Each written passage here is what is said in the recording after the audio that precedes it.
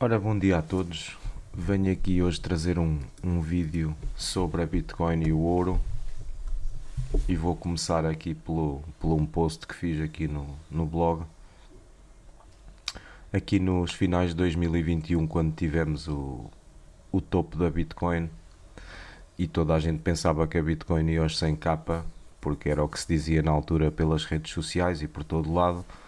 O certo é que a Bitcoin, quando atingiu os 69, começou a perder começou a perder os níveis e veio por aí abaixo e só parou aqui no primeiro, aqui nos 17, e depois fez o fundo final.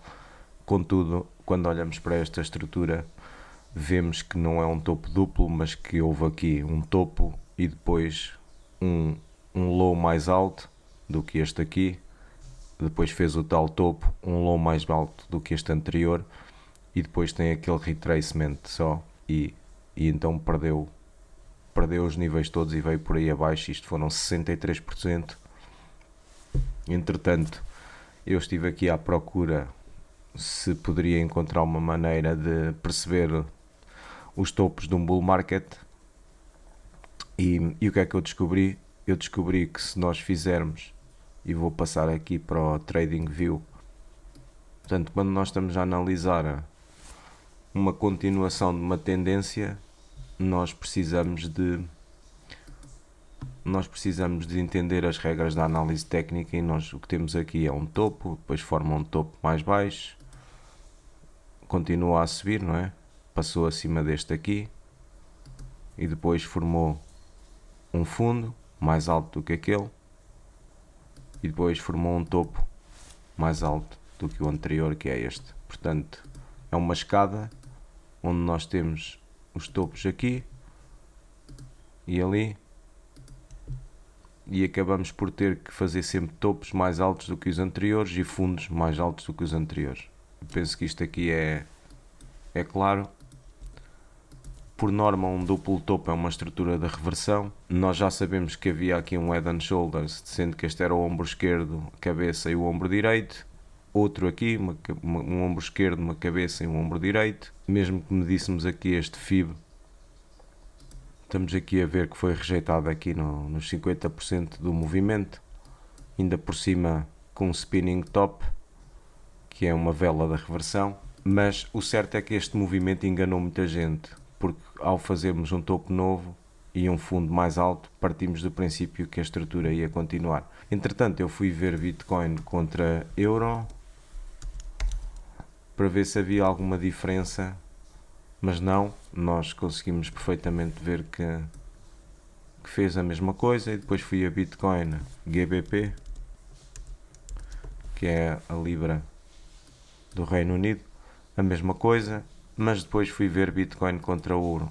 E aquilo que eu tenho andado a dizer é que quando nós queremos ver, uma vez que temos já o BTC, o par está ao contrário, ou seja, nós invertemos aqui com a tecla Alt I, com esta tecla Alt mais I, inverte o gráfico,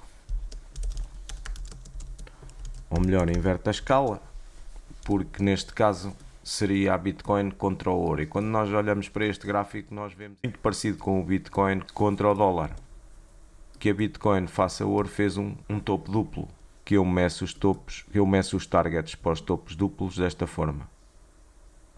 Mais coisa, menos coisa, mas o que eu faço é aqui com esta ferramenta Date and Price Range, eu vou buscar o topo e vou buscar uma linha que funciona como uma neckline desta estrutura toda de cima. Ou seja, para clarificar isto, esta estrutura toda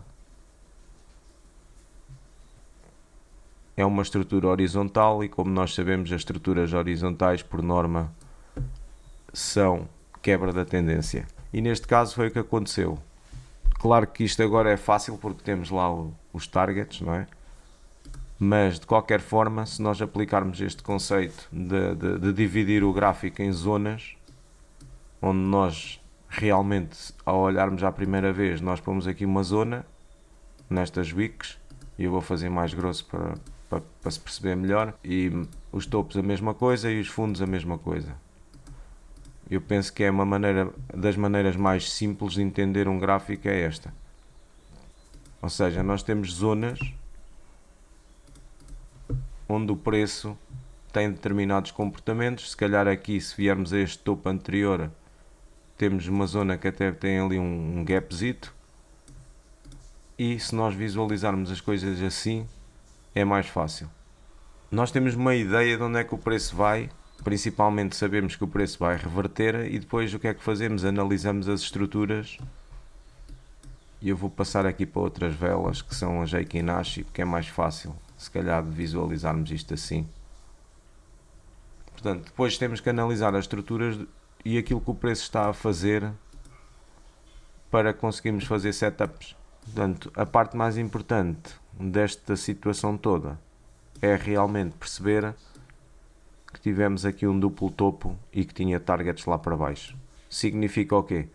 Que se nós estivermos nesta zona e obtemos ali 3 vezes um duplo topo,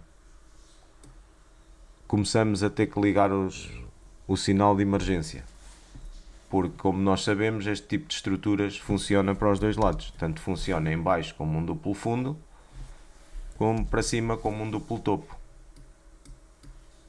E isto é uma das formas de perceber onde é que está o topo do mercado, não é? Pronto, quando virmos situações destas, temos que ligar aqui os alarmes e começar a perceber o que é que se está a passar, até porque depois aqui, se calhar medindo com fibres, temos aqui o tal retrace que não passou os 50%, ou seja, era suposto que se calhar o preço aqui não fosse rejeitado e conseguisse tirar este topo, e não conseguiu. E mais uma vez fez aqui outro topo duplo, que coincidentemente funciona como a neckline deste Head and Shoulders aqui. E esta é um bocado a história do gráfico da Bitcoin. Depois faz aqui uma estrutura, uma bear flag, porque a trend aqui já está bem baixa, não é? Quando nós começamos a não conseguir tirar topos anteriores, depois a tendência pode mudar e começamos a ter este género de estruturas. Neste caso, agora, se calhar analisando esta estrutura aqui, que faz aquele tal topo duplo, nós temos aqui se calhar uma compressão ao contrário, e eu vou virar isto. Nós temos aqui uma compressão nítida, onde, segundo aquilo que nós aprendemos no método 8, nós podemos ver que o preço está a comprimir. Temos aqui a primeira onda, e depois temos aqui uma segunda onda, e depois temos aqui uma terceira onda, e aqui é o funil onde perde a volatilidade, e os targets, se fosse ao contrário, como é óbvio, seriam estes.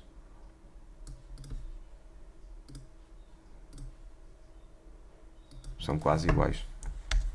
Ou seja, como vocês veem, nós vimos de uma tendência já de baixa, vamos buscar a exaustão da tendência, que é aqui, e depois o preço começa a comprimir. Eu vou tirar os targets. Um outro target seria aquele ali,